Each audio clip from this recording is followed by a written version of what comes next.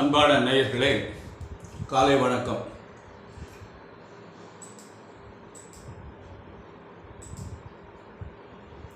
இன்று சனிக்கிழமை. பெயரு தோழி பங்கன் விடமுண்ட கண்டன் மிக நல்ல வீணை தடவி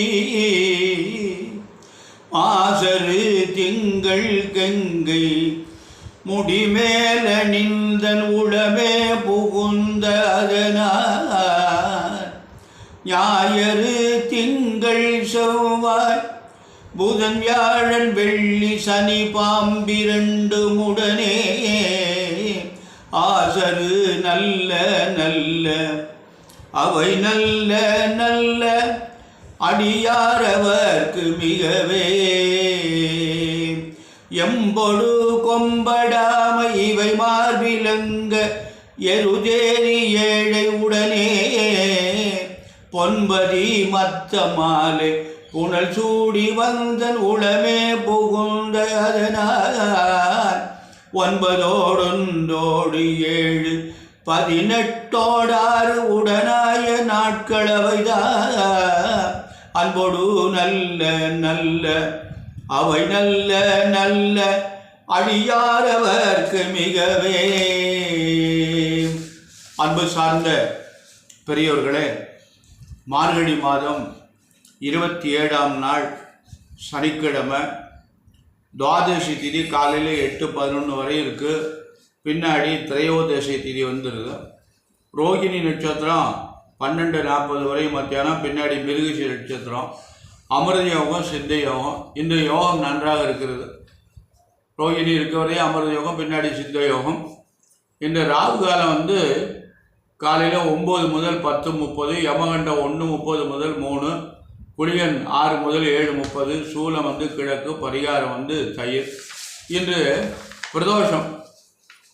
சிவபெருமானுடைய வழிபாடு செய்வதற்கு அருமையான நாள் என்று சனி பிரதோஷம்.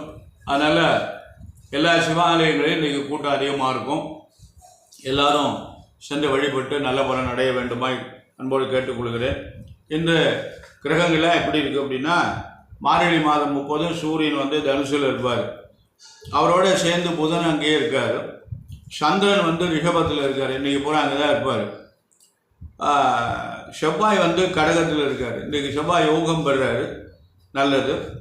அடுத்தபடியாக குரு பகவான் ரிஷபத்தில் சந்திரனோடு சேர்ந்து யோகம் பெறுறாரு. தனிச்சிருந்தாருனா தான் சிக்கல். சந்திரனோடு சேர்ந்ததுனால ராஜயோகம் என்று ஒரு அமைப்பு பெறுறாரு.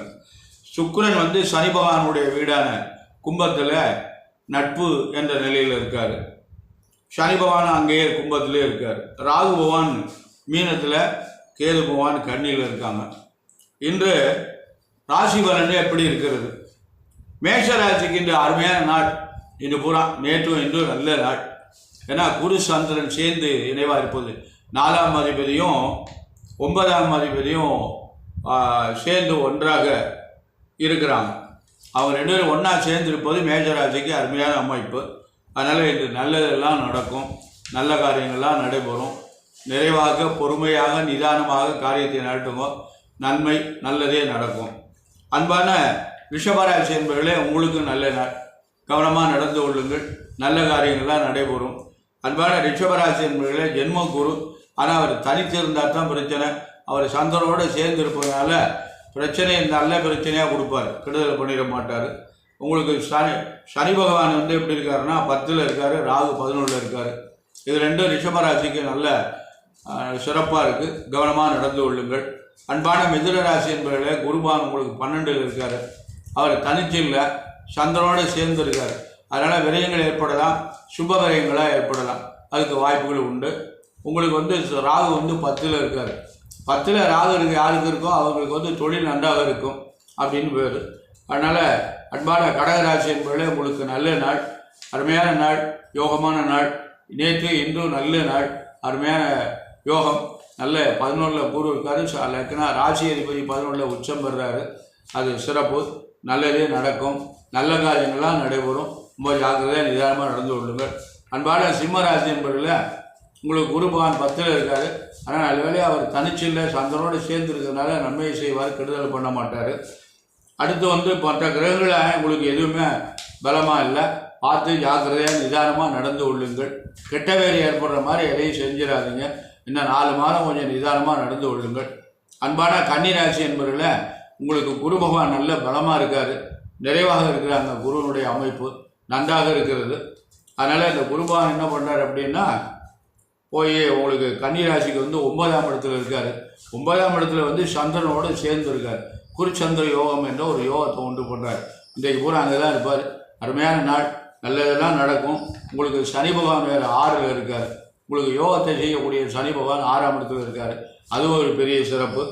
கன்னிராசி என்பதில் நீங்கள் எந்த காரியத்தை செஞ்சாலும் இன்று நல்ல விதமாக இருக்கும். உங்களுக்கு நல்ல முன்னேற்றம் ஏற்படும். அன்பான துளாராசி என்பதில் உங்களுக்கு அஷ்டம குரு, அதாவது காரியங்களை எதுவும் செய்ய விட மாட்டார். ஜாக்கிரதையாக நடந்து கொள்ளுங்கள். புதுசாக எதையும் பண்ணாதீங்க, பார்த்து கவனமாக நடந்து கொள்ளுங்கள். அன்பான விருச்சிக ராசி என்பதில் உங்களுக்கு குரு பகவான் 7ஆம் இடத்துல இருக்கார். அவர் 9ஆம் அதிபதியும் 2ஆம் அதிபதியும் ஒன்றா இணைந்திருப்பது பெரிய யோகம். இந்த பூரா அதில் சேர்ந்துருக்காங்க. இந்த விருச்சிக ராசி என்பவர்களுக்கு இந்த அருமையான நாள், நல்லதே நடக்கும். நேற்றிலிருந்து உங்களுக்கு நல்ல நாள், நல்ல காரியங்கள்லாம் நடைபெறும். அதனால் விருச்சிக ராசி என்பவர்கள் யாராக இருந்தாலும் அவங்களுக்கு நல்ல நாள். அதாவது எவ்வளோ பெரிய கஷ்டமாக இருந்தாலும் அது ஈஸியாக முடிஞ்சிடும். சிரமங்கள் இருக்கலாம், ஏன்னா 4ல் சனி இருக்குது, உடல்நிலை பாதிப்பு ஏற்படும். அந்த உடல்நிலை பாதிப்பு நல்ல விதமாக முடிஞ்சிடும். அதாவது பெரிய பாதிப்புகளை கொடுத்துடாம ஈஸியாக முடிஞ்சிடும். செலவாக தான் செய்யும். இப்போ வைத்தியம் பண்ணால் செலவு பண்ணி தானே ஆகணும். லட்சக்கணக்கில் செலவு பண்ண வேண்டியிருக்கு. எந்த வைத்தியம் பண்ணிட்டாலும் லட்சக்கணக்கெல்லாம் செலவு பண்ண வேண்டியிருக்கு.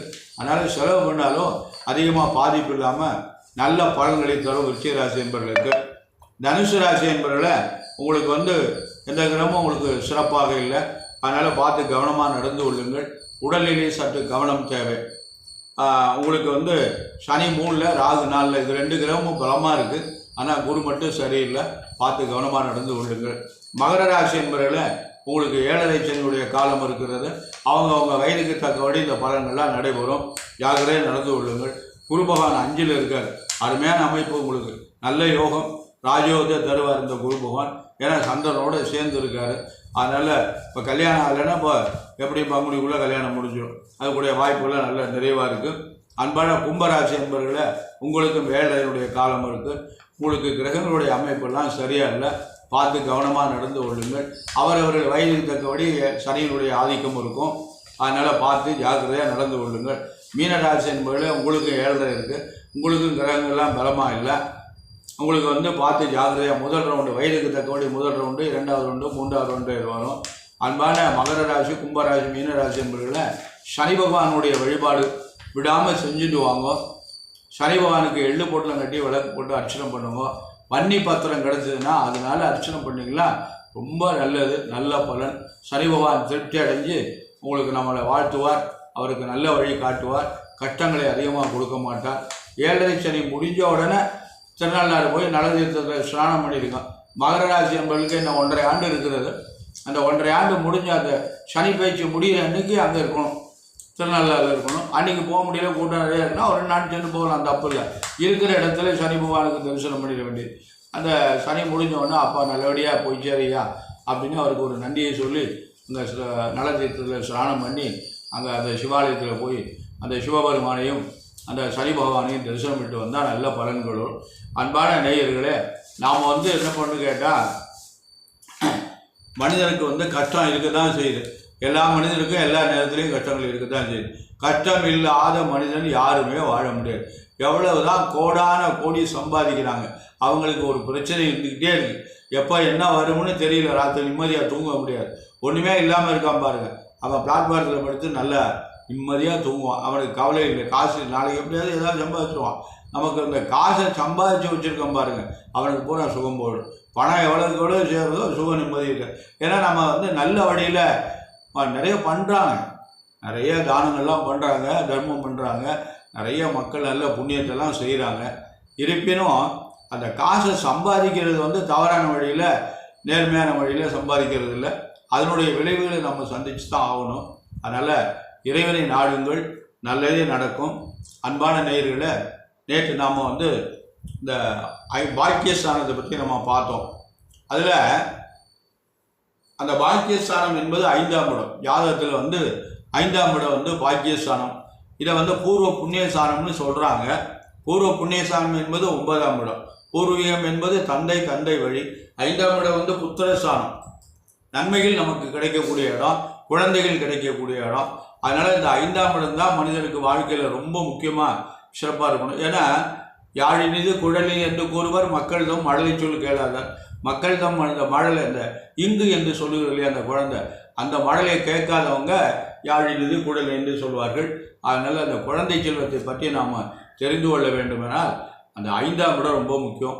அதுக்கு மேலே ஜோதிடர்கள் எழுதுகிறாங்க 5ஆம் இடம், 7ஆம் இடம், 9ஆம் இடம், 10ஆம் இடம், இதெல்லாம் வச்சு தான் குழந்தையை பற்றி நம்ம ஆய்வு செய்யணும். அது உண்மை. இருந்தாலும் முக்கியமாக மூலம் வந்து 5ஆம் இடம் தான். அதனால் 5ஆம் இடம் மிக சிறப்பாக இருக்கணும். அதுக்கு அடுத்தபடியாக 5ஆம் இடத்துக்கு 10ஆம் இடத்தை சொல்லிவிட்டு அடுத்து 9ஆம் இடத்தை சொன்னேன். 10ஆம் இடத்துக்கு பின்னாடி இருக்குது. அதே மாதிரி இப்போ 5ஆம் இடத்தை சொல்லிவிட்டு 4ஆம் இடத்தை சொல்ல போகிறேன். ஏன்னா 4ஆம் இடம் வந்து மிக வாழ்க்கையில் முக்கியமான இடம். 12 கட்டமும் வாழ்க்கையில் முக்கியமான இடம். அதனால் இந்த 4ஆம் இடம் மிக முக்கியம். 4ஆம் இடத்துல வந்து என்னென்னு கேட்டிங்கன்னா, 4ஆம் இடத்துக்கு தாய், கல்வி, தன் சுகம், நிலம், வீடு, வாகன சுகம், இந்த 6 அமைப்பும் இருக்குது. தாயாரை பற்றி 4ஆம் இடத்தை வச்சு பார்த்துக்கணும். கல்வி எப்படி இருக்குன்னு 4ஆம் இடத்தை வச்சு பார்த்துக்கணும். தனக்கு சுகம் எப்படி இருக்குன்னு 4ஆம் இடத்தை வச்சு பார்த்துக்கணும். நிலம் உண்டா, வீடு உண்டா, வாகன யோகம் உண்டா, இதெல்லாம் இந்த 4ஆம் இடத்தை வச்சு தான் நம்ம பார்த்துக்கணும். அந்த 4ஆம் இடத்து அதிபதி பலமாக இருக்கணும். 4ஆம் வீட்டம் இப்போ மேஷ லக்னம் வச்சுங்களேன். மேஷ லக்னம்னா 4ஆம் இடம் கடகராசி. அந்த கடகராசிக்கு அதிபதியான சந்திரன் பலமாக இருக்கணும். அவன் ஆட்சி உச்சம் சொந்த வீட்டில் 4ல் இருக்கக்கூடாதவன். 4ல் இருந்தால் தாய்க்கு நல்லது இல்லை. அதனால் அவன் வந்து உச்சம் பெற்றால் ரிஷபத்தில் இருந்தால் ரொம்ப நல்லது. நட்பு கிரகங்கள் வீட்டுகளில் இருந்தால் நல்லது. 5ல் இருந்தால் ரொம்ப நல்லது. அதே மாதிரி 4ஆம் வீட்டான் பலமாக இருந்தால் நிலம், வீடு, வாகன யோகங்கள்லாம் வேணும். இப்போ நமக்கு வந்து எங்கே இருந்தாலும் நமக்கு ஒரு குடிசை வேணும். அது பெரிய பங்களாவா, சின்ன வீடா, ஓட்டு வீடா, இப்படிலாம் எனக்கு கிடையாது. நமக்கு தகுதி இருக்கிறதோட ஏதாவது ஒரு வீடுன்னா அப்போ தான் நிம்மதியாக படுத்துவங்களாம். சுகம் வேணும், சுகம் இருக்கணும். அதாவது சுகம் வந்து குறையப்படாது. வாழ்க்கையில் வந்து மனிதனுக்கு நோய் இல்லாமல் வாழவே முடியாது. அதனால் சுகம் வேணும். அந்த சுகம் வந்து இறைவன் நமக்கு அருள் செய்யணும். அதே மாதிரி கல்வி இருக்கணும். கற்றவருக்கு சென்றவிடம் எல்லாம் சிறப்பு. கல்வி இல்லைன்னா பின்னாடி ரொம்ப கஷ்டப்படுற மாதிரி வரும். ஏன்னா நமக்கு வந்து முக்கியமாக இப்போ இந்த உலகத்தில் நம்ம என்னென்ன தெரிஞ்சுக்கணும் அப்படின்னா, தாய்மொழி கண்டிப்பாக நம்ம முக்கியமாக நம்ம தமிழ் அவசியம் தேவை, தாய்மொழி. ஆனால் தமிழ் தெரிஞ்சதுன்னா தமிழ் மட்டும் தெரிஞ்சுன்னா வெளியிலலாம் போனோம்னா நம்ம பிழைக்க முடியாது. வடநாட்டுக்கு போனால் தமிழில் பேசினோம்னா பதிலே சொல்ல மாட்டாங்க. அதனால் கண்டிப்பாக 2வதாக ஹிந்தி தெரிஞ்சுக்கணும். கண்டிப்பாக நமக்கு ஹிந்தி தெரிஞ்சால் இந்தியாவில் எந்த இடத்துல வேணாலும் நம்ம போய் பேசலாம். அடுத்து உலக நாட்டுக்கு போகணும்னா ஆங்கிலம் தேவைணும். ஆனால் இப்போ இந்தியாவிலே நம்ம தமிழ்நாட்டிலே இப்போ எல்லாருமே ஆங்கிலம் தான் பேசுகிறாங்க, தமிழ்லேயே பேச மாட்டேங்கிறாங்க. ஆங்கில தேதி தான் கணக்கு எடுத்துக்கிறாங்க, தமிழ் தேதியே மறந்துட்டாங்க. ஒரு காலகட்டத்தில் வந்து வண்டியில எல்லாம் தமிழ் நம்பர் போட்டாங்க, அது என்னென்ன புரியலை. அது கீழே 1 2 3ன்னு எழுதுனாங்க. அது எதுக்குன்னு தெரிஞ்சு திருப்பி அழைச்சி விட்டாங்க. அதனால் தமிழ் தேதியெல்லாம் அவங்களுக்கு தெரியாது. அப்படிலாம் காணா போட்டால் 1, ஆனா போட்டால் 8, இப்படிலாம் ஒரு கருத்துக்கள் இருக்குது. அதனால் இந்த விவேகானந்த காலண்டரில் மட்டும் அந்த தமிழ் தேதி கரெக்டாக போட்டுட்டு வருவாங்க. அது மாதிரி உங்களுக்கு வந்து நம்ம கல்வி இருக்கணும். மனிதனுக்கு வந்து ஓரளவேனும் எழுத படிக்க தெரிஞ்சுக்கணும், ஆங்கிலம் ஓரளவு தெரிஞ்சுக்கணும். இந்த 4 மொழி நம்ம கற்றுக்கொள்ளணும். பக்கத்து மாநிலத்தில் இருக்கிற மொழிகளையும் நம்ம அவசியம் தேவை. அதனால் இப்போ 4 மொழி அப்படின்னா நமக்கு வந்து தமிழ், ஹிந்தி, ஆங்கிலம், மலையாளம் அல்லது தெலுங்கு, இதில் ஏதாவது ஒரு மொழி நமக்கு வந்து கண்டிப்பாக நமக்கு கற்றுக்கிட்டோம்னா, மலையாளம்லாம் ஈஸியாக கற்றுக்கலாம், தெலுங்கும் ஈஸியாக கற்றுக்கலாம். அது ஒரு பெரிய கஷ்டம் இல்லை. இந்த மாதிரி ஏதாவது நம்ம மொழிகளை தெரிஞ்சுக்கிட்டோமேனா நம்ம எக்காலத்தை கொண்டு இப்போ மலையாளத்தில் போய் கேரளாவில் போய் பிழைக்கிறோமோ, இல்லை கர்நாடகாவில் போய் பிழைக்கணுமோ, கன்னடம் தெரிஞ்சுக்கணும். இப்படியெல்லாம் நம்ம ஒரு மொழிகளை நம்ம தெரிஞ்சுக்கிட்டோம்னா, அதனால் கல்வி என்பது எல்லாருக்கும் போதும். எல்லாரும் எல்லா மொழியும் கற்றுக்கணும். அதை பற்றி பேசுவது 4ஆம் இடம். அதுக்கப்புறம் வந்து வாகன யோகம் நமக்கு இருக்கணும். அந்த காலத்தில் வண்டி மாடு தான் வாகன யோகமாக இருந்தது. இந்த இந்த 2 வீல் வண்டிகள், 4 வீல் வண்டிகள், இதுதான் இப்போ வாகன யோகம். அதெல்லாம் நமக்கு வந்து வாகனத்தினால நமக்கு எந்த பிரச்சனையும் ஏற்படக்கூடாது. இருசக்கர வாகனம் வச்சுருக்கோம், அதனால நமக்கு வந்து கூடுமான வர சிரமங்கள் இருக்கக்கூடாது. 4 சக்கர வாகனம் வச்சுருக்கோம், அந்த 4 சக்கர வாகனத்தினாலேயே நமக்கு எந்த விதமான சிரமம் ஏற்படாது. அது வாடி ஓடிகிட்டே இருக்கணும், ரிப்பேர் ஆகாமல் ஓடிட்டு இருக்கணும், சிரமப்படுத்தக்கூடாது. அதனால் அதுதான், அதுக்கு பேர் தான் வாகன யோகம். இப்போ வாகனத்தையே வச்சு நம்ம தொழிலாக பண்ணுறோம், 4ஆம் அதிபதி 10ல் இருந்தால் வாகனம் வச்சு தொழிலாக பண்ணலாம், அப்படின்லாம் ஒரு அமைப்பு இருக்குது.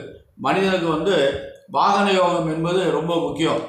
அதனால் அந்த வாகன யோகம் எல்லாத்துக்கும் பொதுவாக மனிதனுக்கு தாய் ரொம்ப முக்கியம். தாய் இல்லைன்னா ஒரு மனிதனுக்கு வந்து எல்லாமே போயிடும். எந்த வயசாக இருந்தாலும் சரி, தனக்கு தாய் இருந்தால் என் மகனை காணுமே, என்னம்மா வாசலில் உட்காந்துருப்பாங்க, அரைக்குறையாக பார்வை போயிருக்கும், ஏம்மா அடே தம்பி பேரா ஏடா மொப்பம் காணும்டா, இன்னும் என்னடா போனானே, என்ன 8 மணிக்கெலாம் வந்துடுவான்டா, மணி 9 போகிறா, என்னடா ஆச்சு பாடுறா அப்படின்னு பாதி பேர்லாம் தேட மாட்டாங்க. இந்த தாய் தேடுவாங்க, மனைவி தேடுவாங்க. அதனால் இந்த தாய் மாதிரி ஒரு அமைப்பு வந்து வேறு யாருக்கும், தாய் சிறந்தது கோயிலும் இல்லை. கண்டிப்பாக எல்லா மனிதருக்கும் எந்த வயசாக இருந்தாலும் தாய் வேண்டும். தாயை வந்து யார் பூஜை பண்ணுறாங்களோ அவங்களுக்கு வந்து நிறைய புண்ணியங்கள்லாம் இறந்ததுக்கு அப்புறம் தாய்கள் நிறைய பண்ணுறாங்க. அது எனக்கு என்னமோ அது சிறப்பாக தெரியல. இருக்கும் பொழுது தாய் தந்தைக்கு நன்றாக செய்யணும். இருக்கும் பொழுது தாய் தந்தையை விட்டுட்டு ஊர் மெச்சுறதுக்காக வந்து பூ பொல்லாக்க வச்சு கொண்டு எடுத்து அடக்கம் பண்ணுறாங்க, வான வெடிக்க விடுறாங்க. இதெல்லாம் சும்மா ஆடம்பரத்துக்காக, உலகம் மெச்சுவதற்காக, உறவினர்கள் பாராட்டுவதற்காக செய்கின்ற சடங்குகள். அதனால் ஒரு அன்போட தாயை வந்து நம்ம யார் பராமரிக்கிறாங்களோ அவங்களுக்கு வந்து நல்லருள் கிடைக்கும். அவங்களுக்கு வந்து என்ன பாவங்கள் இருந்தாலும் அந்த பாவங்கள் விலகி நல்ல மோட்சத்தை அடைவார்கள். தாயை ஆசீர்வாதம் பண்ணிகிட்டே இருப்பாள். அவங்க வந்து என் மக மாதிரி உலகத்தில் எனக்கு யாருமே கிடைக்காது என்று ஆசீர்வாதம் பண்ணிகிட்டே இருப்பாள். அதனால் இந்த வாழ்க்கையில் வந்து நமக்கு இப்போ நம்ம சொன்னது பார்த்தது வந்து 10ஆம் இடம் ஜீவனஸ்தானம், 9ஆம் இடம் தர்மஸ்தானம், பூர்வ புண்ணியஸ்தானம், 5ஆம் இடம் புத்திரஸ்தானம், இப்போ 4ஆம் இடம் சுகஸ்தானம், வாகன யோகம், தாய் கல்வி. அதனால் இந்த 4ஆம் இடம் வந்து நமக்கு ரொம்ப முக்கியம். அது மாதிரி ஒவ்வொரு கட்டங்களும் நமக்கு இந்த 12 ராசி இருக்கிறது, 12 ராசியும் 12 லக்னமாக வருகிறது. அதில் ஒன்றொன்றாக நம்ம ஆய்வு செஞ்சோம்னா அனைத்தும் 12மே நமக்கு முக்கியம். அடுத்தபடியாக இப்போ 4ஆம் இடம் சுருக்கமாக முடிஞ்சிருச்சு, அவ்வளோதான். 4ஆம் இடத்துல அதிகமான விரிவுகள் கிடையாது. அதே மாதிரி 3ஆம் இடத்துலேயும் அதிகமாக விரிவுகள் இருக்காது. அதனால் நாளைக்கு வந்து இந்த 3ஆம் இடத்தை பற்றி பார்ப்போம். 3ஆம் இடம் என்பது சகோதரம் அப்படின்னு பேர், இளைய சகோதரம், தைரியம் அப்படின்னு இருக்கு. இதை பற்றி நாளைக்கு வந்து நம்ம ஆய்வு செய்வோம். அன்பான நேயர்களை, நம்ம வந்து ஒரு நல்ல ஜோதிடரை அணுகி உங்களுடைய ஜாதகத்தை எடுத்துன்னு போய் அவங்கள்ட்ட கொடுத்து ஆராய்ச்சி பண்ணி உங்களுக்கு எப்படியெல்லாம் இருக்குது, உடம்பில் என்னெல்லாம் பண்ணும், நம்ம என்னெல்லாம் பண்ணணும் அப்படின்லாம் நம்ம ஆய்வு செய்து அது தக்கபடி நம்ம நடந்து கொண்டோம்னால் வருகின்ற சிரமங்களை நாம் தவிர்த்து கொள்ளலாம் அப்படிங்கிற ஒரு கருத்து இருக்குது. அதனால் கலந்து ஆய்வு செய்யணும், கலக்காமல் இருக்கக்கூடாது.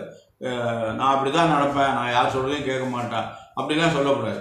ஒருத்தரோட ஒருத்தர் கலந்து கொண்டு, சின்ன குழந்தையா இருந்தாலும் ஒரு 20 வயசு பையன் இருக்கான், அவனை நம்ம ஒரு யோசனை கேட்டோம்னா ஒரு யோசனை நல்ல யோசனை விட சொல்லுவான். ஏன்னா அவனுடைய யோசனை அருமையாக இருக்கும். எனக்கு 70 வயசு ஆகுது, நான் யார் சொல்லையும் கேட்க மாட்டேன், இவன் பேச்சனை நம்ம கேட்குறோன்னு சொல்லக்கூடாது. ஏன்னா அவனுடைய கருத்து நல்ல கருத்தாக இருக்கும், நம்முடைய கருத்தை விட அவனுடைய கருத்து சிறந்தாக இருக்கும். அதை ஆய்வு பண்ணி பார்த்தோம்னா அது நன்மை. அதனால் நம்ம வந்து ஒருத்தரோட ஒருத்தர் கலந்து கொண்டு, அதாவது அந்த சகோதர பலத்தில் தம்பி இருந்தால் தாங்கி நிற்க 3ஆவது கால் கிடைக்குமா?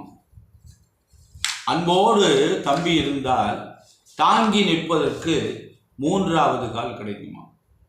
இப்படி எழுதியிருக்காங்க பாருங்க. தம்பி வந்து இந்த காலத்தில் பங்காளின்னு சொல்கிறாங்க. நான் அதை மறுக்கிறேன். பங்காளி தான், தாயாதி தான், பங்காளி தான். பங்காளி கண்டிப்பாக வேணும். அதனால் தம்பி என்பது தனக்கு பின்னாடி பிறந்தவர்கள். அவன் இருந்தால், அன்போடு தம்பி இருந்தால் தாங்கி நிற்பதற்கு 3ஆவது கால் கிடைக்கும். என்னுடைய அனுபவத்தில் நான் சொல்கிறேன், என்னுடைய தந்தை, என்னுடைய பெரிய தந்தைக்கு நேராக நின்று பேசியதே கிடையாது. என்னுடைய தந்தை வந்து அண்ணாவிட்ட எதுவுமே கேட்டதே கிடையாது. எனக்கு விவரம் தெரிஞ்சு எதுவுமே அவர்கிட்ட கேட்டது கிடையாது. அவராக கொடுத்தா வாங்கிக்கிடுவாங்க, இல்லைன்னா எதுவுமே சொல்ல மாட்டாங்க. பொது வரவு செலவுலாம் என் பெரிய தந்தை தான் பார்த்தாங்க. பெரிய தந்தை சொல்லுவாங்க, என் தந்தையை பரதன் என்று சொல்வார்கள். சிறிய தந்தை ஒருத்தர் இருந்தார், அவரை லட்சுமணன் என்று சொல்வார்கள். அந்த சிறிய தந்தை எப்போதுமே பெரிய தந்தையோட இருப்பார், கூடவே இருப்பார். அவர் கூட போவார், வருவார். அவர்கிட்ட நிறைய நன்மைகள்லாம் அடைஞ்சிருப்பார். ஆனால் என்னுடைய தந்தை வந்து அவர் எங்கள் பெரிய தந்தை சொல்வார், ஐயான்னு நாங்கள் சொல்லுவோம். எங்கள் பெரிய ஐயா சொல்லுவார், நான் அவரை ராமன் சொல்லுவார், லட்சுமணன் சிறிய தந்தை ஐயாவை சொல்லுவார். எங்கள் ஐயாவை வந்து பரதன் என்று சொல்வார். அதனால் இந்த பரதன் எப்படி ராமர்கிட்ட இருந்தார்னா, ராமரை வந்து தந்தை போன்று தாய் போன்று பாவித்து கொண்டிருந்தார் அப்படின்னு சொல்லி ஒரு வரலாறுலாம். அதுதான் நம்ம இந்த ராமாயணங்கள் பாரதங்கள்லாம் நமக்கு வந்து எதுக்காக வந்தது, அதெல்லாம் நடந்ததா நடக்கலையாங்கிறது வேறு. அதெல்லாம் நமக்கு மனிதனுக்காக எடுத்துக்காட்டு வாழ்வதற்காக. அன்போடு தம்பி இருந்தால் தாங்கி நிற்பதற்கு மூன்றாவது கால் கிடைக்கும் அப்படின்னு தம்பி இருக்கின்ற பொழுது நாம் பயப்பட வேண்டிய அவசியம் இல்லை. இதை வந்து இந்த காலத்தில் அப்படியெல்லாம் நடக்குதா அப்படின்னா குடும்பமானவரை இல்லைன்னு தான் சொல்லணும். அந்த மாதிரிலாம் நடக்கலை, மாற்றாக தான் நடக்குது. ஏன்னா அவங்க வேலையை பார்க்குறதுக்கே அவங்கவுங்க குடும்பத்தை பார்க்குறதுக்கே கஷ்டமாக இருக்குது. அப்புறம் அண்ணனை எங்கே பார்க்குறது சொல்லுங்க? அவன் குடும்பத்தை சம்பாதிச்சு அவன் பொண்டாட்டி பிள்ளைகளை காவந்து பண்ணுறது பெரிய குதிரை கொம்பாக இருக்குது. அப்படி போது அண்ணன் குடும்பத்தை பார்க்குறது, அண்ணனை எப்படி பார்க்குறது, அண்ணன் பொண்டாட்டி எப்படி பார்க்குறது, இப்படியெல்லாம் ஒரு கருத்துக்கள் இருக்குது. அதனால் இந்த சகோதரம் என்பது அதை பற்றி நாளைக்கு பேசுவோம். அன்பான நேயர்களை, எல்லா நலன்களும் பெற்று நீங்கள் பல்லாண்டு வாழ எல்லாம் வல்ல இன்று வந்து பிரதோஷ காலம். அதனால் இன்று சாயந்தரம் கோயிலுக்கு போய் சிவபெருமானை வழிபடுங்க, நல்லருள் கிடைக்கும். பிரதோஷ வழிபாடு நம்ம செய்தோமேனால் எல்லா காரியங்களும் நமக்கு நன்மையாக நடைபெறும். ஏன்னா அந்த சிவபெருமான் வந்து அந்த நந்தி இடத்துல நந்திக்கு கொம்பு ரெண்டுக்கும் இடையில நர்த்தனம் ஆடுகின்ற பெரியவங்க சொல்லியிருக்காங்க. அதனால் அந்த நேரம் வந்து 4 to 6 அந்த காலத்தில் பிரதோஷ காலம்னு பேர். அந்த காலத்தில் சிவனை தெரிஞ்சோன்னா 33 கோடி தேவர்களும் அந்த நந்தியை சுற்றி இருப்பதாக பொருள் சொல்கிறாங்க. அதனால் அந்த நேரத்தில் நந்தியை தரிசனம் பண்ணுறது அனைத்து தேவர்களையும் நாம் தரிசனம் பண்ணதாக பலன் கிடைக்கும் என்று சொல்லுகின்றார்கள். ஆகவே அந்த பிரதோஷத்தில் கலந்து கொண்டு எல்லா வல்ல இறைவனுடைய அருள் பெற்று பல்லாண்டு பல்லாண்டு பல்லாயிரத்து ஆண்டு, அதாவது மக்கள் வந்து நோய் நொடி இல்லாமல் வாழணும். அதாவது நோய் நொடி இல்லாமல், அதாவது கொடுமை வந்து என்ன கொடுமைன்னா இளமையில் வறுமை கொடுமை. இளமையில் வறுமை வரப்படாது. வளருகின்ற பொழுது வறுமை இருந்ததுன்னா வளர்ச்சி அடையாது. இந்த செடியை நம்ம ஊன்றோம், தண்ணி ஊற்றி உரம் போட்டு வளர்க்கணும். வளர்கின்ற போது அதுக்கு நம்ம அது தண்ணி இல்லைன்னா அது வளராது, அப்படியே சீசுன்னு வளரும். அது மாதிரி இந்த இளமையில் வந்து வறுமை என்பது கூட, அதாவது கொடியது வறுமை மாதிரி ஒரு கொடியது உலகத்தில் எதுவுமே இல்லை. அதனால் நமக்கு வந்து எல்லாரும் நலன்களும் பெற்று வறுமை இல்லாமல் அவங்கவுங்களுக்கு சக்திக்கு தக்கபடி அவங்களுக்கு காரியங்கள் நடந்து சம்பாதிச்சு நலமுடன் வாழ எல்லாம் வல்ல எம்பெருமான் அந்த சர்வேசனை சொக்கநாதரையும் வள்ளல் பெருமான் முருகப்பெருமானை பிரார்த்தனை செய்து நிறைவு செய்கிறேன். நன்றி, வணக்கம்.